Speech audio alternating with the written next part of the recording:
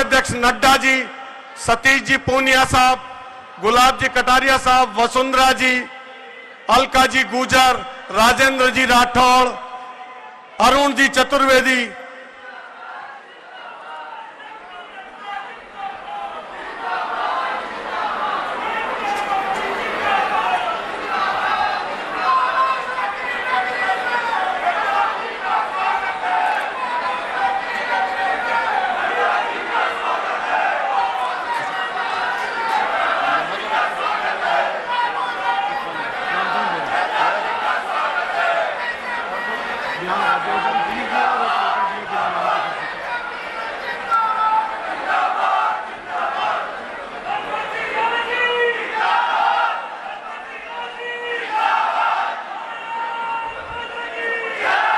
भारत माता की, भारत माता की, भारतीय जनता पार्टी जिंदाबाद। डॉक्टर श्यामा प्रसाद मुखर्जी अमर रहे, दीनदयाल उपाध्याय अमर रहे, मान्य सुंदर सिंह भंडारी अमर रहे। इस मारी का विमोचन जोरदार तालियों की गड़गड़ाहट से।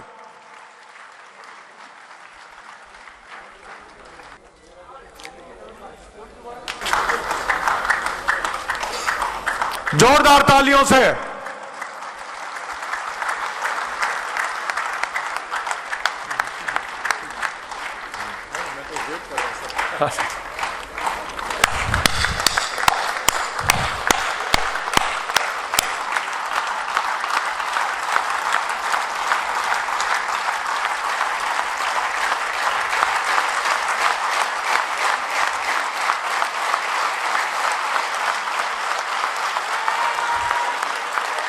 अमर हैं, जहां हुए बलिदान मुखर्जी,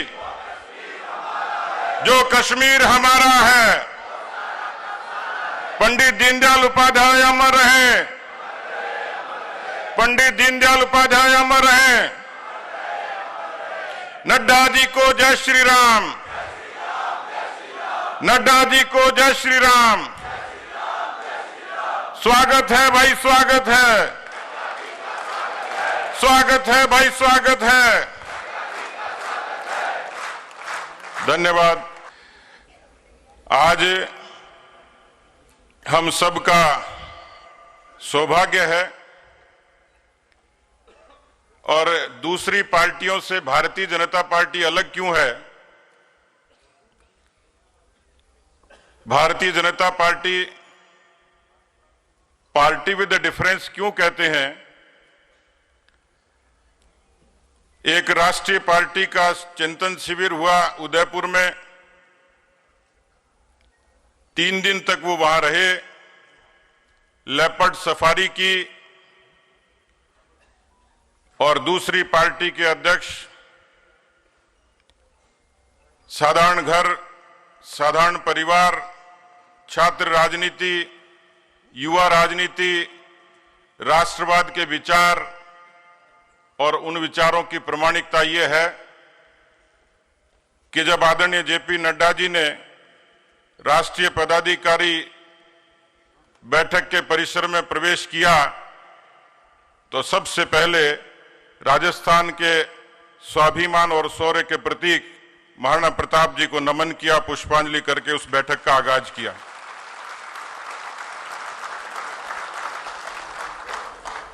आज एक ऐसे मनीषी महामना जिन्होंने भारतीय जनसंघ की नींव अपने परिश्रम और पसीने से खड़ी की,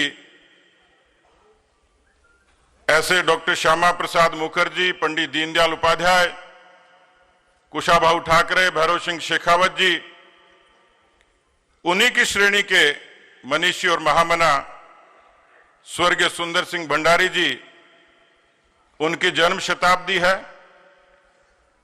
और सौभाग्य हमारा कि एक कार्यकर्ता के हाथों से एक श्रेष्ठ कार्यकर्ता की जीवनी का विमोचन आज यहां बिड़ला सभागार में होगा। मैं आदरणीय जेपी नड्डा जी का अभिनंदन और स्वागत करता हूं। हमारे बीच में राजस्थान की पूर्व मुख्यमंत्री और पार्टी की राष्ट्रीय उपाध्यक्षा आदरणीय वसुंधरा जी, इस मंच पर विराजे। मैं अभी आदरणीय नड्डा साहब को बता रहा था कि इस समूह में आदरणीय गुलाब जी भाई साहब वो शख्स हैं जिन्होंने सुंदर सिंह भंडारी जी को बहुत नजदीक से देखा और उनके साथ काम करने का उनको अवसर मिला। ऐसे हमारे आदरणीय गुलाब जी भाई साहब राजस्थान की राजनीति में जिनको एक लंबा राजनीति का अनुभव और एक अच्छे पार्लियामेंटन के तौर पर जाने वाले ऐसे आदरणीय राजेंद्र राठौड़ जी, और मुझे तो आज डबल सौभाग्य मिल गया कि राघव जी ने मेरा अभिनंदन भी राठौड़ साहब के हाथों से करवा दिया। आज के कार्यक्रम के संयोजक और मेरे बड़े भाई जिन्होंने मुझे विद्यार्थी परिषद से और युवा मोर्चे से काम करना सिखाया, ऐसे आदरणीय अरुण चतुर्वेदी जी, आदरणीय अलका सिंह जी, आदरणीय रामचरण बोरा जी, आदरणीय राज्यवर्धन जी, आदरणीय सोम्या जी, और मैं देख रहा हूं कि नीचे भी केवल पार्टी के नहीं समाज के वो लोग बैठे हैं। बहुत वरिष्ठ हमारे आदरणीय घनश्याम तिवारी जी, आदरणीय हमारे ओंकार सिंह लखावत जी, हमारे सेना के अधिकारी अनुज माथुर जी, और तमाम लोग हमारे अजयपाल सिंह जी से लेके कालीचरण जी, अशोक लाहौटी जी, राम किशोर मीणा जी, एसडी मिश्रा जी, बहुत लंबी फहरिस्त है कि जिन्होंने जनसंघ से भारतीय जनता पार्टी को आगे बढ़ते हुए देखा है। आज का मुख्य व्याख्यान आदरणीय नड्डा जी का होगा और हमारे बीच में अपनी बात रखेंगे। मैं सिर्फ इतना ही निवेदन करने के लिए खड़ा हुआ हूं कि हम लोगों ने भंडारी जी को काम करते हुए तो नहीं देखा, और अनायास कभी कभार मुझे तो इतनी स्मृति आती है कि मैं एक बार किसी के साथ यहां अतिथि के तौर पर राजभवन में थे, उस समय गुजरात के राज्यपाल थे। मुझे लगा कि मैं एक बड़े प्रदेश के राज्यपाल से मिलने जा रहा हूं तो उनकी बड़ी सुरक्षा होगी, बहुत सारा तामझाम होगा। मैंने जब राजभवन के अतिथि कक्ष में प्रवेश किया तो मुझे ताज्जुब हुआ कि आदरणीय भंडारी जी अपने धोती और कुर्ते को खुद अपने हाथों से समेट रहे थे। मुझे ताज्जुब हुआ कि किसी एक प्रदेश का राज्यपाल अपने साधारण काम को अपने हाथों से करता हो। ये संदेश साफ था कि जिस विचारधारा से, जिस परंपरा से, जिस संगठन से वो आते थे, उन लोगों ने अपने परिश्रम से, अपने पसीने से एक ऐसी प्रेरणा हमारे बीच में छोड़कर चले गए। मित्रों, कार्यकर्ता साथियों, भारतीय जनसंघ उन कार्यकर्ताओं के खून और पसीने के परिश्रम से खड़ा हुआ, और आज जो बुलंद इमारत दुनिया के सबसे बड़े राजनीतिक संगठन के रूप में हम देखते हैं, उसमें भंडारी जी सरेखे तमाम लोगों का अतुलनीय योगदान है। नई पीढ़ी उनसे सीख ले, प्रेरणा ले, और उस दूसरी पीढ़ी के ऐसे हमारे श्रेष्ठ कार्यकर्ता और आज हमारे इस बड़े परिवार के, दुनिया की सबसे बड़ी राजनीतिक पार्टी के हमारे राष्ट्रीय अध्यक्ष हमारे बीच में आदरणीय भंडारी जी की उस स्मृति पुस्तिका का विमोचन करेंगे। वो पुस्तिका भी और आदरणीय नड्डा जी का पाथे हम सब लोगों के लिए आज की राजनीति में प्रेरणा का पाथे बनेगा। मैं एक बार फिर से नड्डा जी का स्वागत करता हूं। बहुत बहुत धन्यवाद। जय हिंद, जय भारत।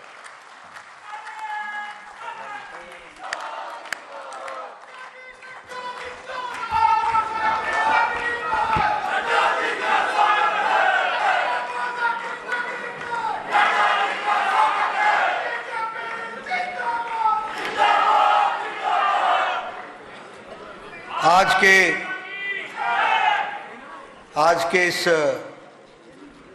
कार्यक्रम में मंच पर उपस्थित मेरे साथ भारतीय जनता पार्टी के प्रदेश के अध्यक्ष श्री सतीश पुनिया जी, हमारे वरिष्ठ नेत्री और भारतीय जनता पार्टी के राष्ट्रीय उपाध्यक्षा बहन वसुंधरा राजे सिंधिया जी,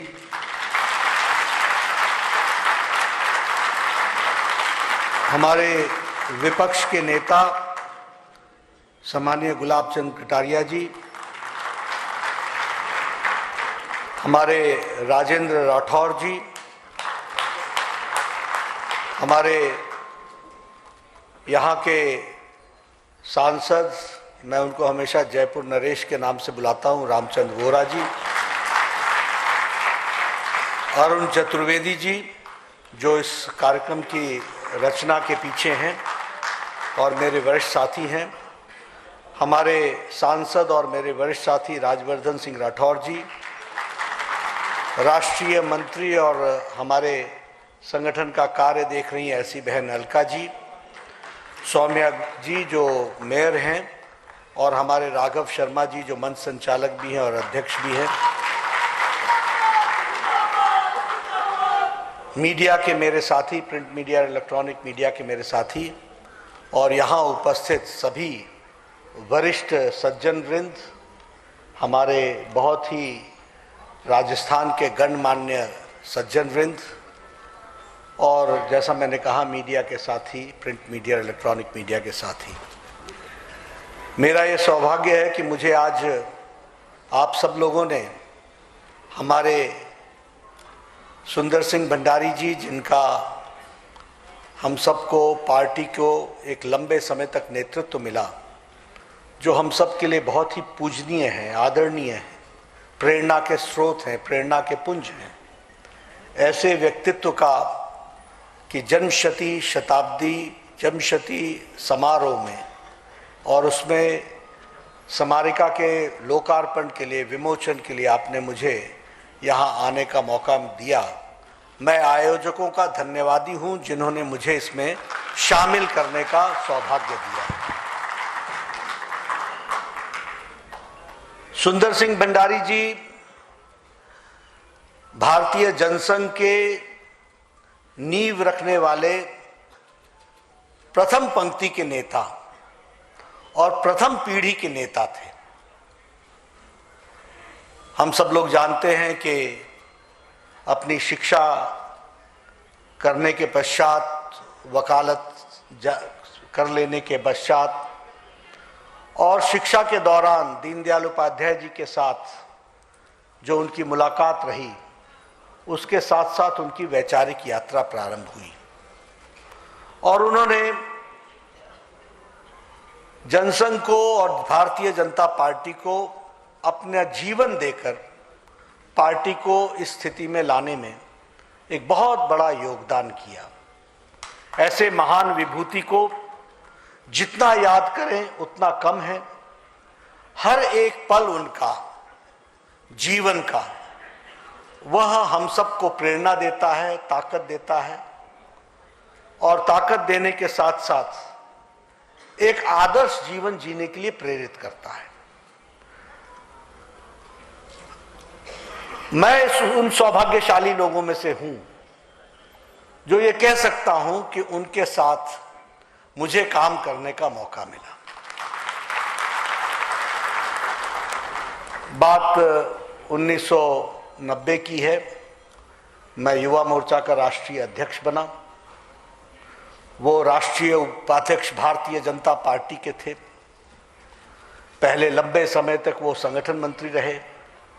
बाद में कुशाभाऊ ठाकरे जी के पास वो जिम्मेवारी आई। फिर वो लंबे समय तक उपाध्यक्ष, राष्ट्रीय उपाध्यक्ष रहे। बहुत नजदीक से देखने का मौका मिला। एक ध्येयवाद, लक्ष्य के प्रति समर्पित आदर्श जीवन और आदर्श जीवन के साथ साथ कुशल संगठक के रूप में मैंने उनको देखा है। बहुत धैर्य था, बहुत धैर्य था। बाहर से उनके बारे में चर्चा होती थी, स्ट्रिक्ट मैन, आयरन मैन। ये भी चर्चा होती थी कि बहुत कड़े स्वभाव के हैं, लेकिन वो कड़े थे अपने लिए, लेकिन संगठन के नाते कार्यकर्ता को गढ़ने के लिए अगर ऊपर से ठुकाई भी होती थी तो अंदर से हाथ रख करके उसको आगे बढ़ाने का काम करते थे। बहुत ही ममता के साथ, बहुत ही मर्म के साथ। आज ये बातें इतिहास की हो गई हैं। मैंने आज अपने एक वक्तव्य में, समापन भाषण में मैंने कहा कि आप लोगों में से कितनों को ये ध्यान में आया होगा कि कोई प्रथम पंक्ति का पीढ़ी का नेता, इतना सीनियर, अगर वो प्रवास में जा रहे हैं तो साथ में चलने वाले सहयोगी के रहने की व्यवस्था क्या है, यह जानने के पश्चात ही वो अपने कमरे में जाते थे। छोटी घटना नहीं है ये। दूसरों की चिंता करना, संगठन को गढ़ना, हर छोटी बारीकियों को समझना, गढ़ने और निर्माण करने में रुचि दिखाना और अपनी बात को स्पष्टता से रखना। मुझे आज भी याद है, उन्होंने एक बैठक में कहा था कि कोई भी यह न समझे कि वह एमएलए और एमपी परमानेंट है, यह संगठन का निर्णय है। Sitting and getting is not the principle. यह वाक्य अभी भी मेरे कान में गूंजते। उन्होंने बहुत बहुत छोटे शब्दों में सारी बात समझाई हुई थी। मुझे आज भी ये कान में गूंजते हैं। ध्यान रखना, sitting and getting is not the rule. हम सब लोग, मुझे याद है एक बैठक में उन्होंने मुझसे कहा, किसी एक कार्यकर्ता ने कहा मेरी कंस्टिट्यूएंसी, उन्होंने कहा एक मिनट रुक जाओ, ये मेरी क्या है भाई? ये कौन सा पटा लिखा के आए हो? ये कौन सा मेरा होता है? और तुम्हारा है और तुम्हारे बाद किसी और का नहीं होगा, ये गारंटी क्या है?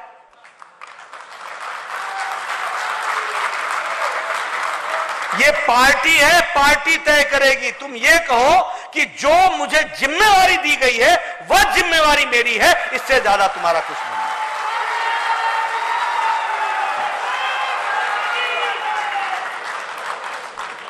मैं आपको उनके शब्द सुना रहा हूं जो मैंने अपने कानों से सुने हैं। मैं कोई उधारा नहीं बोल रहा, मैंने किसी से सुना नहीं है, मैंने अपने कानों से सुना है।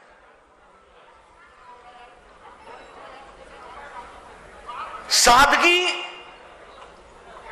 कोई उनके लिए कोई ओढ़ने वाला विषय नहीं था। सादगी उनके जहन में थी, उनकी पर्सनैलिटी में थी, उनके व्यक्तित्व में थी।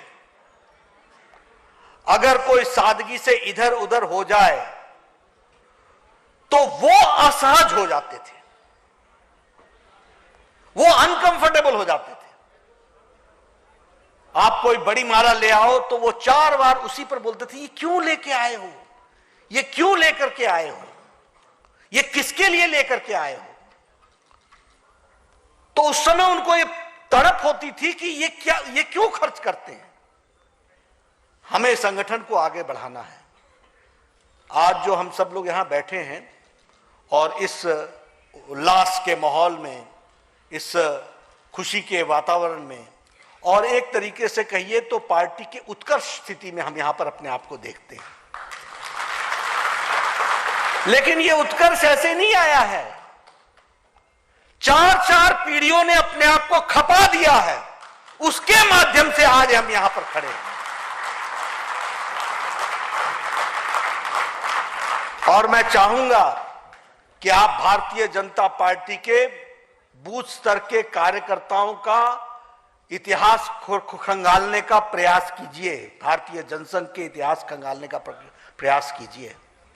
आप ढूंढिए, अभी नमो ऐप पर आपको कमल पुष्प मिलेगा। सारे देश के कार्यकर्ताओं का मोदी जी ने संग्रह किया है, तस्वीर के साथ उनके इतिहास के बारे में लिखा है। किस तरीके से उन्होंने पार्टी को खड़ा किया। ये सब लोग वो थे जिनको पाने के लिए कुछ नहीं था और खोने के लिए सब कुछ था, तब उन्होंने विचार को आगे बढ़ाया।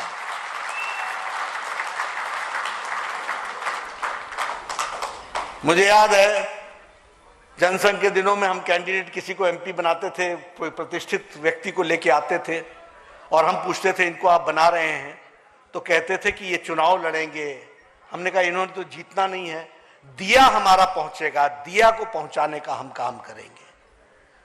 और मुझे याद है कि लोग अपने जमीनों को बेच करके चुनाव लड़ते थे।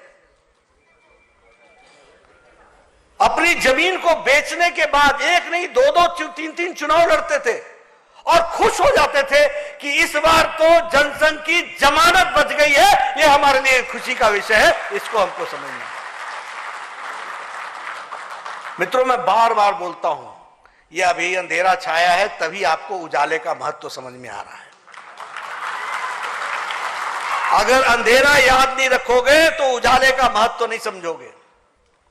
आज जहां आप खड़े हो वह राष्ट्रवादी ताकतों के लिए सब कुछ निपटा देने के लिए, ये तेरा वैभव अमर रहे मां हम दिन चार रहे न रहे, ये नारा नहीं था। हजारों लोगों ने, भंडारी जी जैसे लोगों ने अपने आप को पल पल तिल तिल जला करके जिया है, उसमें से ये निकल करके आया है। आप बताइए, आप लोगों में से जो भी भंडारी जी को जानता है, कभी भंडारी जी से मिलने के लिए अपॉइंटमेंट लेके गया है कोई? अपॉइंटमेंट नाम की चीज भी नहीं थी, खुला दरवाजा था। ठक ठक करो, हाँ कौन है, अंदर आ जाओ, ये भंडारी जी की आवाज आती थी। बैठो, बताओ, ये जज्बा था। इसने खड़े किए लाखों कार्यकर्ता, जिसको हमको समझना चाहिए और जिनके कारण से आज हम यहां पर खड़े हैं और हम अपने आप को बहुत गौरवान्वित महसूस करते हैं कि उनके द्वारा जो पार्टी खड़ी हुई है उसने एक नई दिशा हमको दी है और उनके ही प्रेरणा से आज हम सब लोग इस स्थान पर आकर के खड़े हुए हैं। ये ठीक है, हम भी कहते हैं, आज भी मैंने कहा कि 90 का दशक, 80 का दशक ऐसा था जब जनता पार्टी बनी कि हम लोग मन में सोचते थे whether we can do it और नॉट, क्या हम सफल होंगे या नहीं। 90 का दशक ऐसा था जब हमने कहा कि हां हम सफल हो सकते हैं और 90 के अंत में हमने कहा कि हम सफल होंगे और हो गए हैं, यह बात हमने कही। लेकिन इन लोगों को देखिए ना, जो 40 से लगे थे और 50 से पार्टी के सेवा कर रहे थे, जनसंघ के प्रस्तावों को लिखते होंगे, घंटों लगाते होंगे, वो एक इतिहास का रिकॉर्ड बन जाता होगा। हमारी संख्या एक विपक्ष के नाते, विपक्षी दल के नाते भी स्थापित नहीं हो पाती थी, चले रहते थे। आज यहां बैठे हुए कार्यकर्ताओं में कौन सा ऐसा कार्यकर्ता होगा जिसने संगठन में कभी विस्तार के लिए साइकिल का उपयोग किया होगा? और ये तो ऐसे कार्यकर्ता थे जो साइकिल को ही अपनी पूंजी समझते थे और माध्यम और उपकरण समझते थे जिससे वो जाकर के काम कर सके। ऐसे प्रेरणा के लोग जिन्होंने करोड़ों कार्यकर्ताओं को प्रेरणा दिया है, उनके हम जन्मशती समारोह में और जन्मशती कार्यक्रम में शामिल हो रहे हैं। हम सब के लिए भंडारी जी के प्रति सच्ची श्रद्धांजलि यही होगी कि हम एक सीरियस पॉलिटिकल थिंकर के तरीके से, एक सीरियस पॉलिटिकल एक्टिविस्ट के रूप में, ये बाहरी चकाचौंध से चकाचौंध न होते हुए, लक्ष्य के प्रति फोकस रहते हुए, मोदी जी के नेतृत्व में देश को मजबूत राष्ट्र के रूप में आगे ले जाने के लिए और दुनिया में प्रतिस्थापित करने के लिए हम उपकरण बने, यही भंडारी जी के प्रति सच्ची श्रद्धांजलि होगी। यही सच्ची श्रद्धांजलि होगी और कोई सच्ची श्रद्धांजलि नहीं है। यह ठीक है कि हमारे युवा मोर्चा के लोग नारे न लगाएं तो वो युवा कहां कहलाएंगे, इसलिए नारे लगे, युवा हैं, अच्छे बढ़े आगे। लेकिन जहन में एक बात रहनी चाहिए कि we are serious political workers. हम परिवर्तन के उपकरण हैं और ये जोश और ये जज्बा और ये ताकत आज नहीं, जीवन के अंतिम सांस तक रहेगी। इस प्रण के साथ हमको काम में जुटना है, इस कमिटमेंट के साथ हमको जुड़ना है। हरियाली भी आएगी, बसंत भी आएगा, पतझड़ भी आएगा, बारिश भी होगी, ठंड भी पड़ेगी, गर्मी के थपेड़े भी लगेंगे, राजनीतिक उठापटक भी होगी, लेकिन हम अपने ध्येयवाद से कहीं भी विचलित नहीं होंगे। इस बात को हमको ध्यान में रखना है। यह है सच्ची श्रद्धांजलि। जिस सच्ची श्रद्धांजलि अगर हमको सुंदर सिंह भंडारी जी से सीखना है तो वही सीखना चाहिए। आपने अंतिम समय तक देखा होगा उनका जरा भी ध्येयवाद में कोई डाल्यूशन नहीं आया। आपने देखा होगा उनका सौम्य चेहरा अंतिम समय तक कार्यकर्ता को गढ़ने के लिए आतुर और तत्पर दिखता रहा।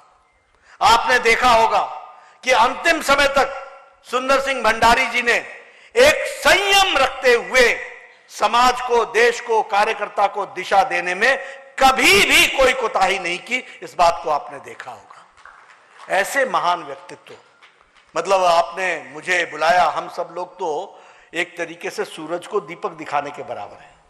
उनके तप के आगे हम सब लोग बौने हैं, हम सब लोग बहुत छोटे हैं। लेकिन हां, उनसे प्रेरणा लेकर के अपना जीवन लगा दें तो शायद हम ये मानेंगे कि हमने अपना जीवन सार्थक कर लिया, ये हमको अपना सेटिस्फैक्शन मिल जाएगा। इसको हमको समझना चाहिए। और इसीलिए मैं युवा मोर्चा के सभी कार्यकर्ताओं से निवेदन करूंगा, आप सब लोग सुंदर सिंह भंडारी जी की जीवनी को गहराई से पढ़ना, समझना, जानना और इस स्मारिका के लेखों को पढ़ना, जानना और आत्मसात करना, ये आपका उद्देश्य होना चाहिए। आपको मालूम होना चाहिए कि यह पार्टी जिसको तुम जिंदाबाद और कमल का झंडा लेकर के चले हो, इसके कमल के झंडे को और कमल को खिलाने के लिए उन लोगों ने कितनी तपस्या की है, जिसके कारण तुम्हारे को यश मिल रहा है, इसका तुमको अंदाजा हो।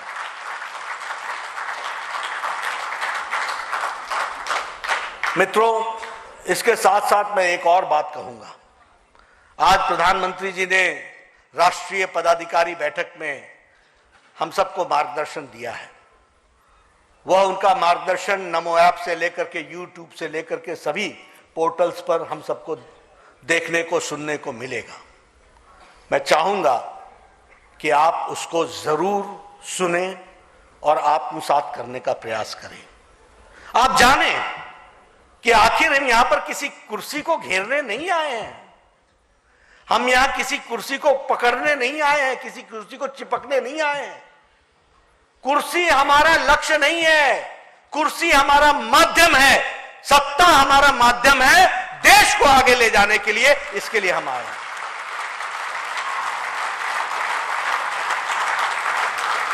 हम आए हैं एकात्मवाद की तृष्णा को संतृप्त करने के लिए। हम आए हैं अंत्योदय को, उस अंत्योदय का भी उदय राजस्थान से ही हुआ था। वो भैरव सिंह जी की सरकार थी जिसने अंत्योदय कार्यक्रम सबसे पहले लिया था। हम आए हैं अंत का उदय करने के लिए और हम आए हैं उस अंत्योदय का एक साक्षात रूप देने के लिए। सबका साथ, सबका विकास, सबका विश्वास, सबका प्रयास, यही है एकात्म मानववाद, यही है अंत्योदय, यही है हमारा उद्देश्य। हमारा पड़ोसी गरीब रह जाए, हमारी महिला इंपावर्ड ना हो, हमारा युवा ताकतवर ना हो और हम खुश हो, हमें पीड़ा होनी चाहिए। हमें उनको सशक्त करना है, उनको मजबूती प्रदान करनी है। कोई घर बिना चूल्हे के न रहे, गैस के चूल्हे के, कोई घर बिना शौचालय के न रहे, कोई घर बिना इज्जत घर के न रहे, कोई गरीब व्यक्ति पक्के छत के मकान के बगैर न रहे, यह हमारा संकल्प है। कोई गरीब व्यक्ति के घर में पानी की व्यवस्था न हो, यह हमें मंजूर नहीं है। इसके लिए हमको काम करना है जल जीवन मिशन के तहत। कोई बच्चा ये कह दे कि मुझे स्ट्रीट लाइट में जाकर के पढ़ना पड़ा, ये हम 21वीं शताब्दी के भारत में मोदी जी के नेतृत्व में बर्दाश्त नहीं कर सकते। हमको उनको घर के पक्का मकान भी देना है, बिजली भी देनी है, ताकत भी देनी है और उनको मौका भी देना है ताकि वो विकास कर सके। इस काम को हमको लेकर के चलना है। तब होगा अंत का उदय, तब होगा सबका साथ, सबका विकास, सबका विश्वास, सबका प्रयास। और दूसरी बात उन्होंने जो आज कही कि हम जातिवाद, पंथवाद, पोलराइजेशन, इन सब से बचना है। हमें लोग खींचेंगे, हमें इससे बाहर निकलना है और हमें मुख्य धारा में सबको साथ लेकर के विकासवाद की राजनीति करनी है, विकासवाद को आगे बढ़ाना है। वो हमको करना है, एक नई तमन्ना के साथ चलना है। और आपने देखा होगा देश बदल रहा है, मोदी जी के नेतृत्व में देश बदला है। We were importers, now we are exporters. $400 billion का एक्सपोर्ट भारत ने किया है। तीसरी नंबर की इकोनॉमी बन गई भारत। जर्मनी और जापान से आगे निकल गया भारत। यह ठीक है कि हमारे कांग्रेसी भाइयों को नहीं दिखेगा, और नहीं दिखेगा इसलिए कि मैं उनको देख कहता हूं कि भैया मैं तुमको आंखें तो दे सकता हूं, दृष्टि नहीं दे सकता, इसलिए तुमको नहीं दिखेगा। और तुम्हारे दिखने या न दिखने से देश को नहीं दिखता है, ऐसा मत मानो। हर चुनाव नतीजे बताते हैं कि वह मोदी जी को मजबूत करने के लिए नतीजे आते हैं। इस बात को हमको याद रखना।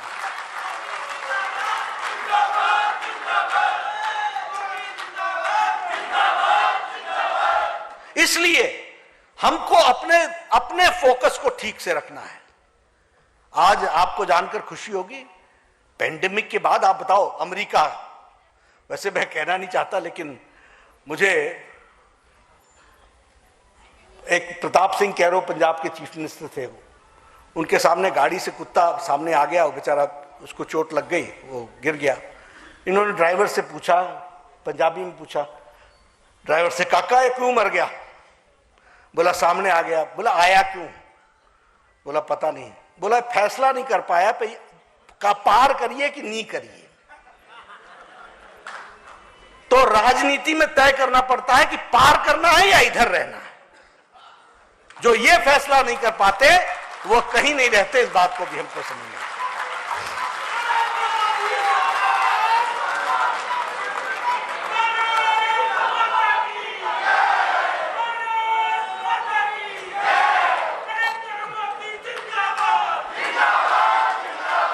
कोरोना में शक्तिशाली देश ये फैसला नहीं कर सके कि मानवता महत्वपूर्ण है या इकोनॉमी महत्वपूर्ण है, लॉकडाउन लगाएं कि न लगाएं। इस फैसला न करने के कारण वो हमसे ज्यादा शक्तिशाली थे, स्वास्थ्य की व्यवस्थाएं ज्यादा अच्छी थी, लेकिन उसके बावजूद भी वो हम मुसीबत में पड़े। और 130 करोड़ का देश कम स्वास्थ्य की सुविधाओं के बावजूद 3 महीने लॉकडाउन करके देश को सुदृढ़ बना करके मोदी जी ने 130 करोड़ की जनता को बचा लिया। यह नेतृत्व का फर्क होता है, इसको हमको समझना चाहिए।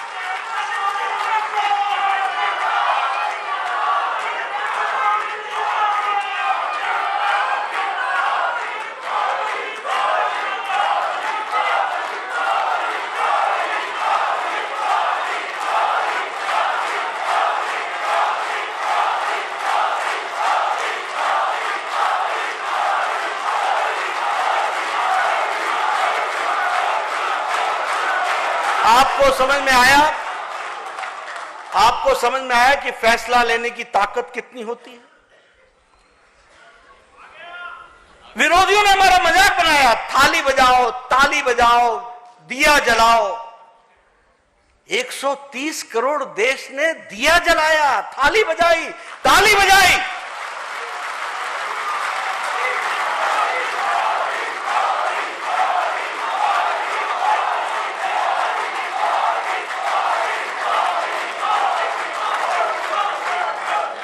मैं पूर्व में स्वास्थ्य मंत्री रहा हूं, प्रदेश का भी रहा हूं और देश का भी रहा हूं। भारत में एक एक वैक्सीन को भारत पहुंचने में 20 से 30 साल लगते थे। टेटनस की दवा को पहुंचने में 28 साल लगा। पोलियो का ड्रॉप्स पहुंचने में 38 साल लगा। डिप्थेरिया का दवा पहुंचने में यहां पर 20 साल लगे। जापानी बुखार की दवा को पहुंचने में 100 साल लगे। जापान में 1906 में दवा आ गई थी और भारत में गोरखपुर में 2006 में जब योगी जी सांसद बने तब वो दवा पहुंची। 100 साल लगे। लेकिन कोरोना 2020 की जनवरी 20 को पहला केस डिटेक्ट हुआ था और अप्रैल महीने में मोदी जी ने टास्क फोर्स बनाया और अक्टूबर महीने में अपने साइंटिस्टों के साथ उन फैक्ट्रियों को विजिट किया जहां वैक्सीन बन रही थी, उनका मनोबल बढ़ाया और 9 महीने के अंदर एक नहीं 2-2 वैक्सीन भारत ने दी। यह भी हमको याद रखना चाहिए।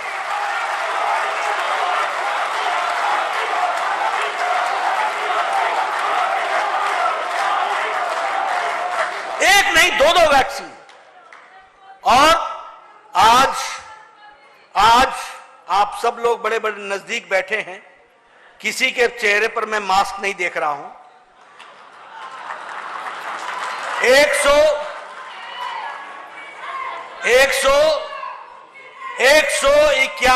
151 करोड़ डोज लगाकर डबल डोज ऊपर से बूस्टर और मोदी जी का सुरक्षा कवच पहनकर और वो भी मुफ्त 2-2 डोज लगा करके उन्होंने देश को सुरक्षा कवच से भर दिया है। इस बात को भी हमको समझना होगा।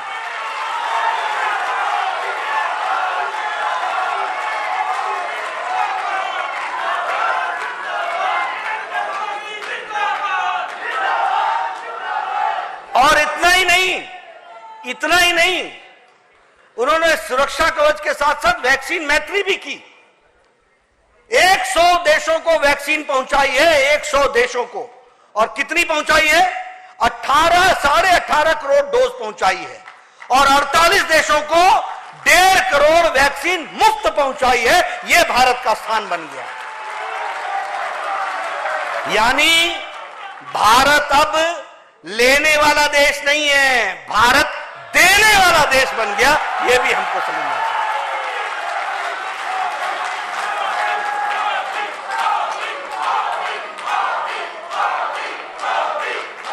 मैं कई लोगों को बोलता हूं, आप बताओ कौन सा देश है जो यूक्रेन से अपने बच्चों को लेकर के वापस आया हो?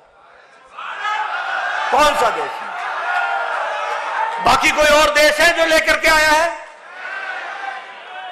और कितनी संख्या है? 23,000। और वो भी सुनिए, कभी सोचा था कि भारत का कोई प्रधानमंत्री पुतिन से बात करेगा और ज़ेलेंस्की से बात करेगा और युद्ध रुकवाएगा और अपने बच्चों को निकलवाएगा और विदेश विभाग को भेजकर वीजा करा करके एरोप्लेन में बैठा करके वापस पहुंचाएगा?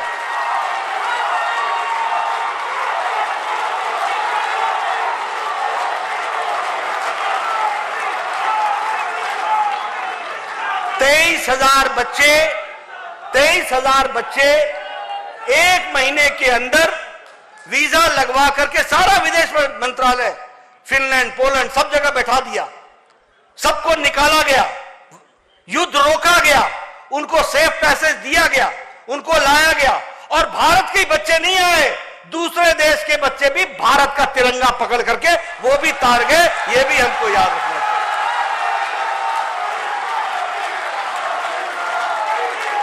और 114 फ्लाइट्स, 14 भारतीय वायुसेना की और 100 सर्विस फ्लाइट्स मुफ्त अपने बच्चों को सेफ वापस लाया गया। राजस्थान के भी 5,000 बच्चे आए।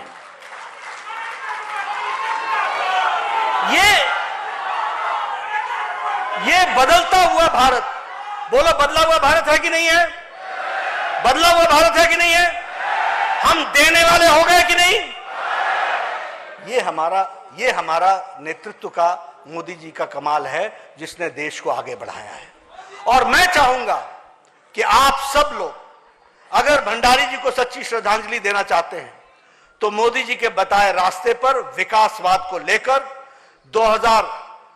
2047 तक हम देख पाए न देख पाए हमें मालूम नहीं, लेकिन आप नौजवान जरूर देखेंगे। इसलिए इस अमृत काल का लाभ उठाते हुए जब 2047 आए तो भारत नंबर 1 पर खड़ा हो, उसके लिए हमको काम में जुटना है, उसके लिए हमको आगे जाना है। विकास, विकास और विकास, यही काम हमको आगे पकड़ना है। मित्रों, मुझे पूरा विश्वास है जो जोश आपने मुझे दिखाया है और जिस तरीके से आपने मेरी बातों के साथ अपने आप को आत्मसात किया है, मैं इस विश्वास के साथ जा रहा हूं कि आप नए भारत को मजबूती प्रदान करने में कोई कसर नहीं छोड़ेंगे और एक अच्छे उपकरण के रूप में, आप एक साधन के रूप में अपने आप को आहूत करेंगे। जिस प्रकार हवन में लकड़ी नहीं जलाई जाती है, सुगंधित उसमें अर्पण किया जाता है, उसी तरीके से आप सुगंधित रूप में अपने आप को आहूत करते हुए इस देश को आगे बढ़ाने में अपना योगदान करेंगे। इन्हीं शब्दों के साथ बहुत बहुत धन्यवाद।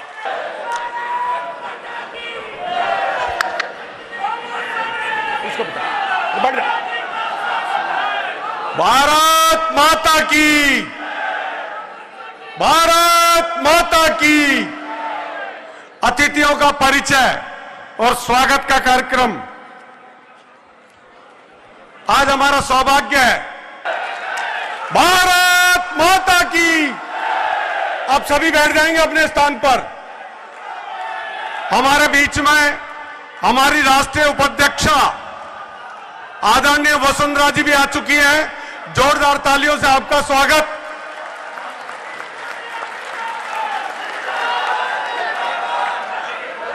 हमारे बीच में हमारे प्रदेश अध्यक्ष,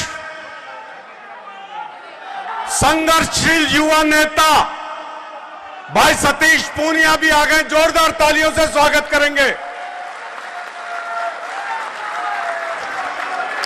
हमारे जयपुर देहात के सांसद आदरणीय राजवर्धन सिंह जी राठौर साहब भी हमारे बीच में। जोरदार तालियों से आपका स्वागत है। हमारे बीच में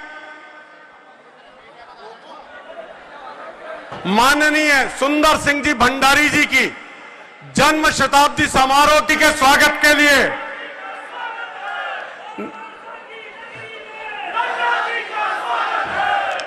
जिस मनीषी का हम स्वागत कर रहे हैं, उनके बारे में कहा जाता है कि गीत आंसू पहुंचकर मैं सृजन के गा रहा हूं, मां भारती के दर्द को आप तक पहुंचा रहा हूं। सार मेरी साधना का शेष रहना चाहिए, मैं भले मिट जाऊं, मेरा देश रहना चाहिए। उस महामनीषी के पुस्तक विमोचन में नड्डा जी के स्वागत के लिए माननीय प्रदेश अध्यक्ष आदरणीय सतीश जी पूनिया साहब से आग्रह करूंगा कि आप उनको दुपट्टा पहनाकर उनका स्वागत करें।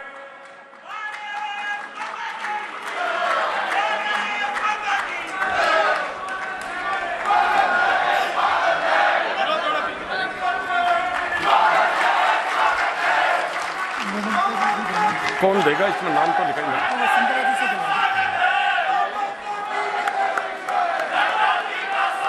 वसुंधरा जी से आग्रह है कि आप चुनरी का दुपट्टा पहनाएंगे। पहना दिया सतीश जी भाई साहब ने।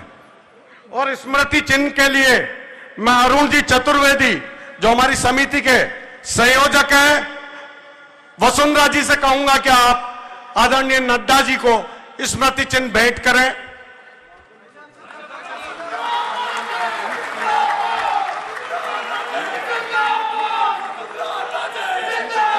जेपी नड्डा जिंदाबाद। जयपुर की नड्डा जी का स्वागत है। अब मैं हमारे बीच में हमारे भारती बहन जी आई हैं क्या? नहीं है। अब मैं हमारे प्रदेश अध्यक्ष आदरणीय सतीश जी पूनिया साहब के स्वागत के लिए आमंत्रित करता हूं।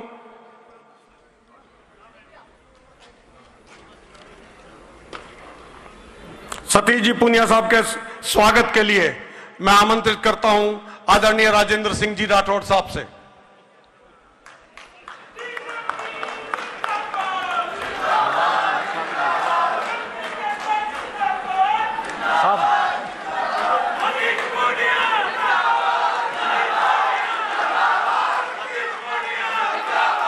मोहनलाल जी गुप्ता जो हमारी समिति के सदस्य हैं वो पधारेंगे और रामचरण जी बोहरा साहब।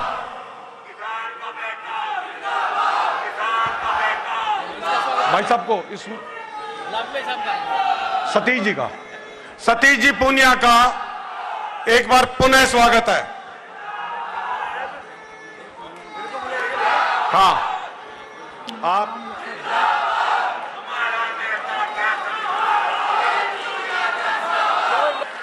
रेखा राठौर,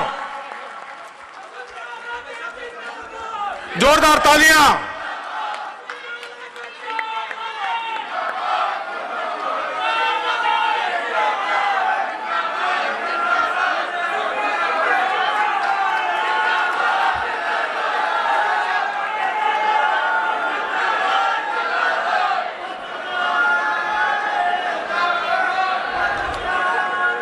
अतिथियों का स्वागत करके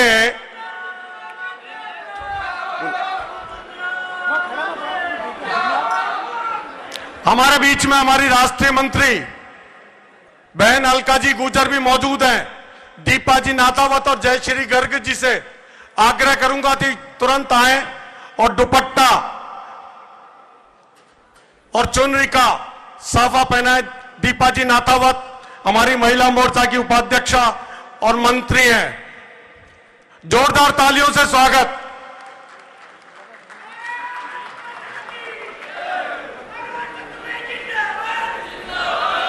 आपको पहनाएंगे साहब। अजी आप राष्ट्रीय मंत्री, अजी आप पहनो।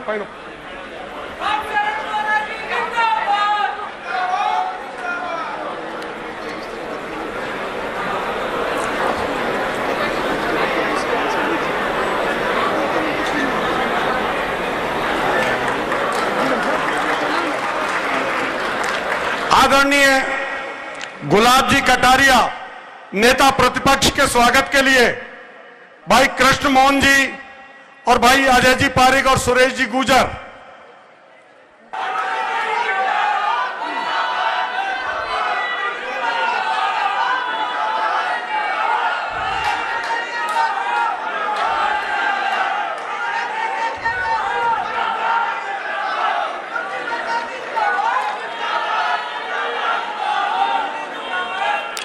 माननीय हमारे सांसद जयपुर शहर के सम्माननीय रामचरण जी बोहरा के स्वागत के लिए भाई कैलाश जी जटवाड़ा,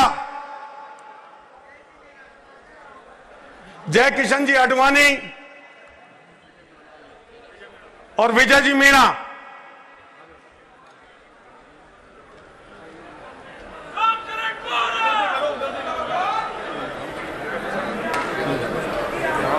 सुरेंद्र सिंह बोल दिया मैंने भाई। सुरेंद्र सिंह वैसे आ गया ना।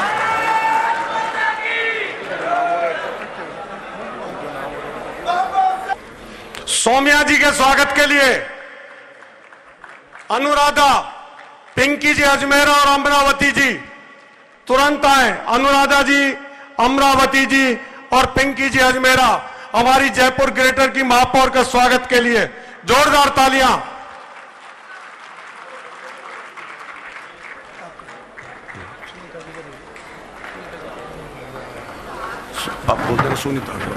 हमारे भाई साहब, हमारे यशस्वी जिलाध्यक्ष जी के स्वागत के लिए जीतू जी स्वामी, सुनीता जी अग्रवाल और राजेश जी कुमावत।